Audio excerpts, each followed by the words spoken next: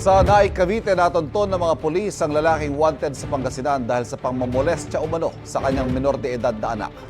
Ang akusado itinanggiang krimen. May unang balita si James Agustin. Sa kanyang inuupahang bahay sa Naik, Cavite, sinilbi ng mga operatiba ng Anonas Police ang warrant of arrest laban sa 43 anyos na construction worker. Yan ay para sa kasong lascivious conduct at paglabag sa Special Protection of Children Against Abuse, Exploitation and Discrimination Act. Ayon sa pulisya, nakatanggap sila ng impormasyon na sa Cavite nagtatago ang akusado. Dinulog ito sa impilan namin pulisya ng nanay ng biktima at agad nag-search kami doon sa i-warrant natin at positibo lumabas yung warrant itong suspect. Agad nagtungo yung ating warrant personnel napunta sa Naik, Cavite.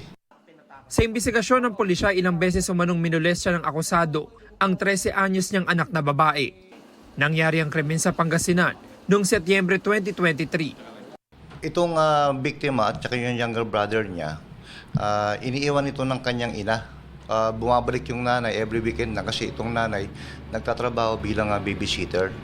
So yung mga pagkakataon na wala yung nanay, dito nagaganap yung pagmamolestya ng ama ng biktima.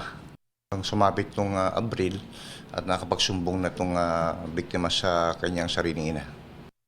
Nakakulong na ang akusado sa Anonas Police Station. Wala pong katotohanan po yun. Alam mo na may warrant laban sa'yo. Hindi ko po, dito na lang po nalaman sa Manila. No? Inihanda na ang mga dokumento para sa return of warrant. Ito ang unang balita. James Agustin para sa GMA Integrated News. Kapuso, para laging una ka sa mga balita, bisitahin at mag-subscribe sa GMA Integrated News sa YouTube. Sa mga kapuso abroad, samahan nyo kami sa GMA Pinoy TV at sa www.gmanews.tv.